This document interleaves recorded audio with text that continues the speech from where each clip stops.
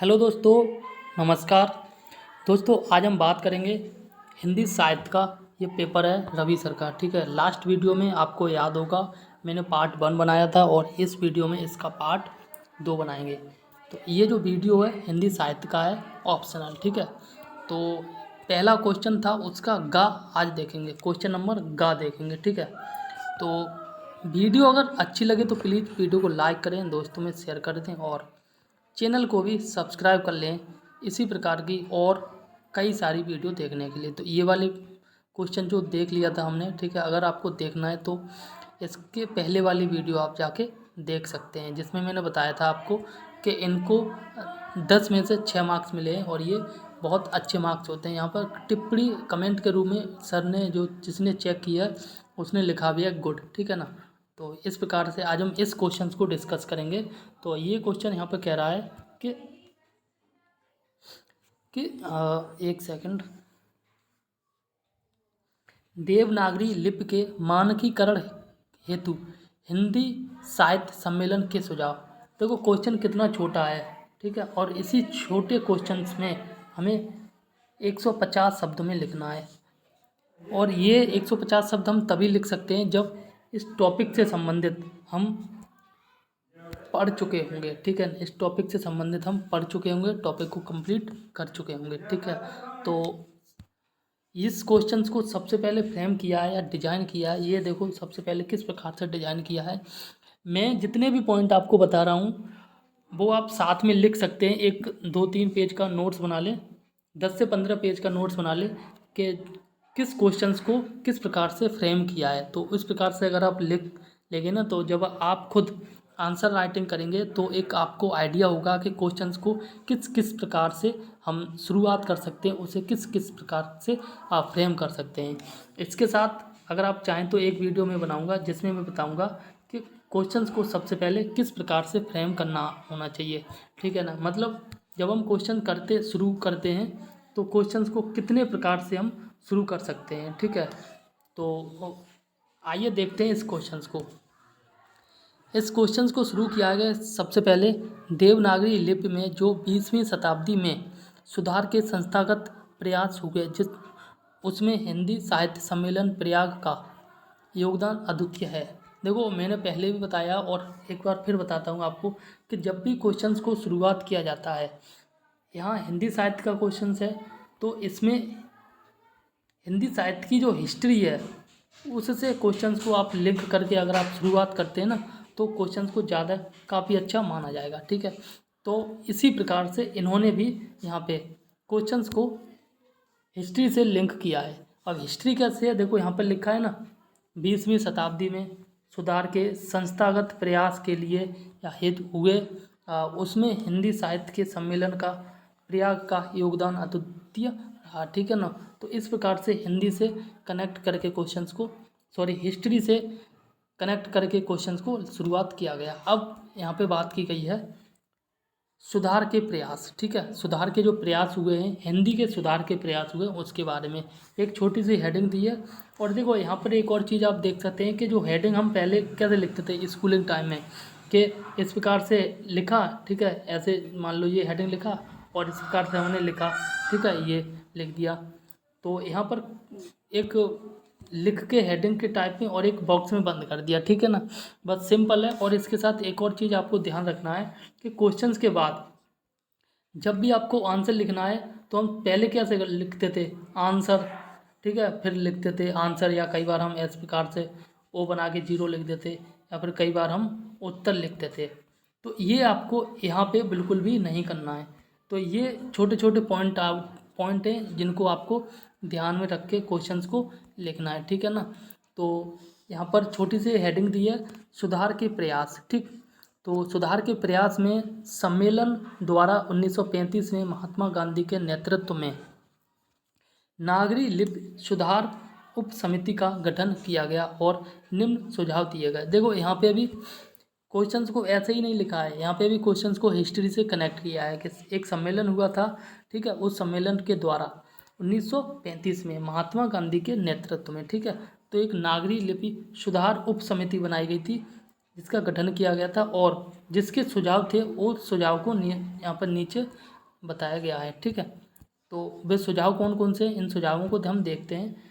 अब यहाँ पे का पॉइंट दिया है और इस का पॉइंट में कहा गया है कि जो अवर्ण होता है, ठीक है, कि 12 खड़ी का प्रयोग किया जाए, 12 खड़ी का कि 12 खड़ी का प्रयोग किया जाए। ठीक है ना, तो ये 12 खड़ी होती है। आपने जब बचपन में आपने हिंदी पढ़ना सीखा होगा, उस समय आपने 12 खड़ी पढ़ी होगी, जैसे अ आ ए ई उ ए ऐ ओ औ अंग ऐ। ठीक है, क का किक की कुक्कू, इस प्रकार की जो शब्दों को हम जब बोलते हैं तो उसे हम 12 खड़ी बोलते हैं। तो उसी 12 खड़ी के बारे में यहाँ पर बताया गया है कि उसका प्रयोग किया जाए। ठीक है, अब आगे बात करते हैं ख पॉइंट में। अब ख पॉइंट में कहा गया है कि ये कौन सा अक्षर है, धाधनुष। ठीक है, ध और भ, धाधनुष और भावट्टी, ऐसे ही हम बोलते हैं ना। तो धाधनुष और भावट्टी में गुजराती घुंडी का प्रयोग किया जाए। तो यहाँ पर गुजराती घुंडी का प्रयोग किया जाए, उसके बारे में बात की गई है। ठीक है, इसी प्रकार से गा पॉइंट के बारे में बताया गया है कि संयुक्त स्वर में ऊपर नीचे स्वर लगाने, ये वाला है ना, जैसे ट टमाटर और आधा टा। ठीक है, ये दादवात और ये आधा धा। ठीक, दादवात और आधा धाधनुष, इस प्रकार से बनाते ना। तो उसी की बात यहाँ पर की गई है कि परंपरा समाप्त कर, फिर लिखा है कि हलंत का प्रयोग किया जाए। इस प्रकार की जो है ना, इस प्रकार की परंपरा को समाप्त करके हलंत का प्रयोग करने की बात की गई है। उदाहरण लिखा है यहाँ पर, जैसे ये। ठीक है, इसको हटा के और इसको हमने लिखा गया है, कबड्डी को ऐसे आ डा और इस प्रकार से हलंत लगाया और इसके प्रयोग किया जाए। ठीक है ना, ये का और ये बा। ठीक, तो आगे अगला पॉइंट बताया गया है यहाँ पर, और अगला पॉइंट है कि पंचम वर्ण के स्थान पर अनुस्वार का प्रयोग किया जाए। ठीक है, अनुस्वार का प्रयोग किया जाए। और अनुस्वार ये होता है, पीछे जो हलंत लगाते हैं ना उसी का, जो पंचम वर्ण है ना, का खा गा घा और अड़ा, यहाँ बोलते हैं ना, उसी को पंचम वर्ण के स्थान पर किसका प्रयोग किया जाए, अनुस्वार का प्रयोग किया जाए। ठीक, तो आगे हम देखते हैं कि अगला पॉइंट क्या है। और अगला पॉइंट यहाँ पर क्या कह रहा है कि शिरोरेखा लेखन में न रटे किंतु मुद्रण में बनी रहे। ठीक है, शिरोरेखा जो है लेखन में न रटे लिखा है शायद, और किंतु मुद्रण में बनी रहे। ठीक है, नहीं, ये लिखा है शिरोरेखा लेखन में न रहे किंतु मुद्रण में बनी रहे। ठीक, और अगला पॉइंट चा में कहा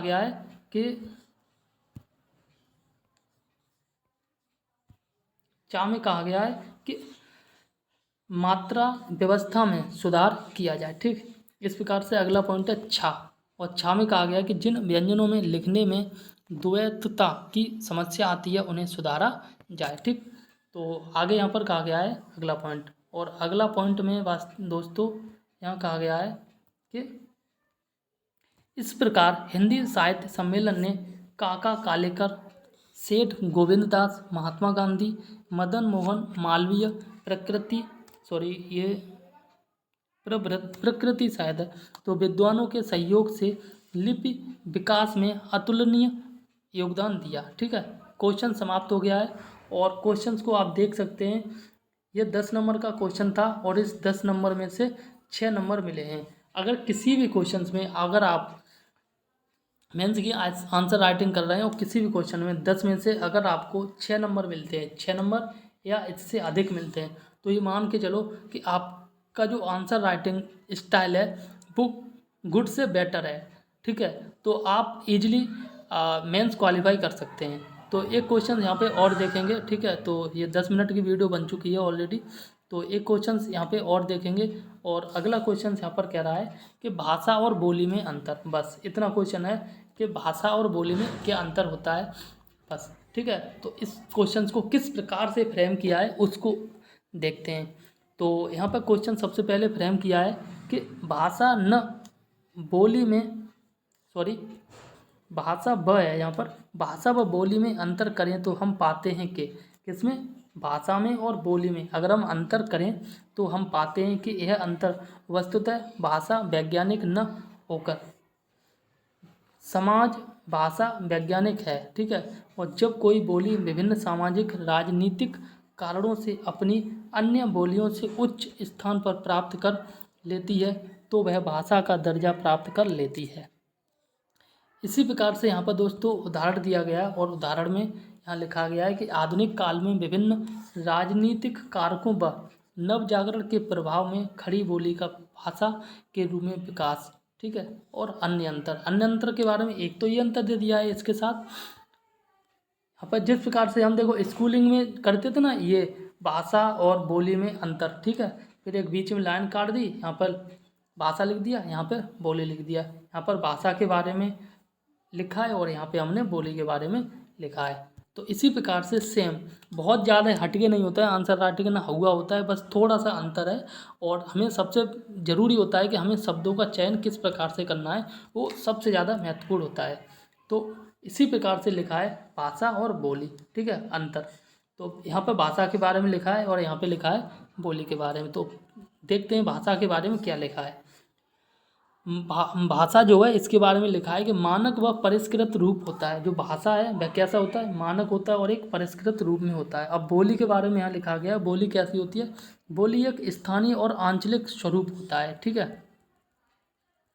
इसी प्रकार से आगे लिखा गया है कि निश्चित व्याकरण होता है। भाषा में एक निश्चित व्याकरण होता है लेकिन बोली में आवश्यक नहीं है, ठीक है।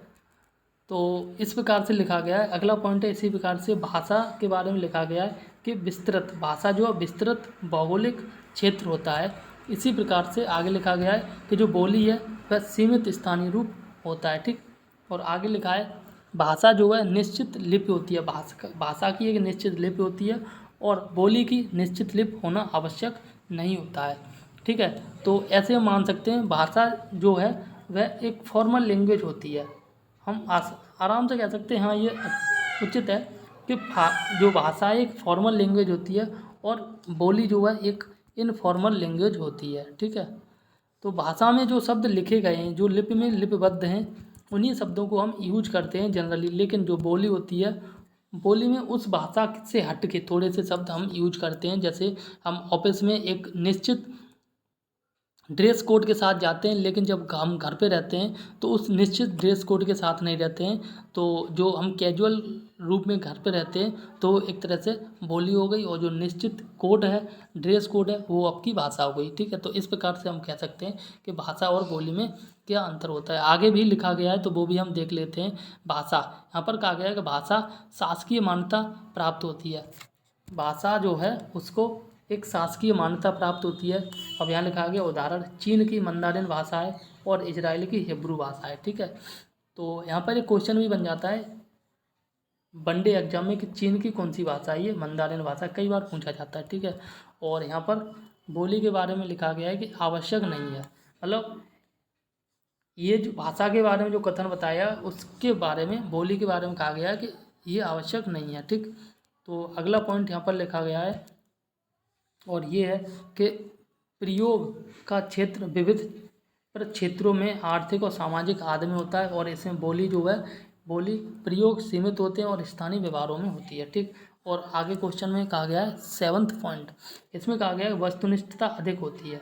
किसमें, भाषा में वस्तुनिष्ठता अधिक होती है। और वहीं अगर बोली की बात की जाए तो बोली में ध्वनि आदि में आत्मनिष्ठता अधिक होती है, ठीक। और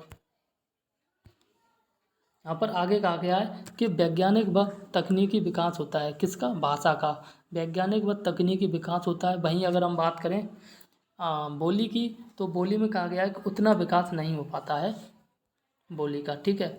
तो इसको हम एक और पॉइंट से समझ सकते हैं। भाषा जो है एक बड़ा भाई होता है और बोली एक छोटा भाई होता है। भाषा का रूप व्यापक होता है, बोली का रूप छोटा होता है। भाषा एक बड़े क्षेत्र में बोली जाती है और वहीं बात की जाए बोली, तो बोली एक उसी के एक छोटे से क्षेत्र में बोली जाती है, ठीक है ना। तो इस प्रकार से छोटे छोटे पॉइंट हैं, आप लिख सकते हैं या इनको आप समझ सकते हैं, जिससे कि कल को जब आप आंसर राइटिंग प्रैक्टिस करें तो वहाँ पे आप आसानी से इनको अंतर कर सकें, ठीक है। तो इस क्वेश्चंस में भी देखो, आप देख सकते हैं कि 10 में से 6 और आधा, मतलब 6.5 मार्क्स मिले हैं, ठीक है। तो ये यहाँ पे भी टिप्पणी के रूप में लिखा है वेरी गुड। और यहाँ पर लास्ट में लिखा है कि इस प्रकार इन दोनों में अंतर मुख्यतः विकास के स्वरों का ही दिखाई देता है। ठीक है ना। तो दोस्तों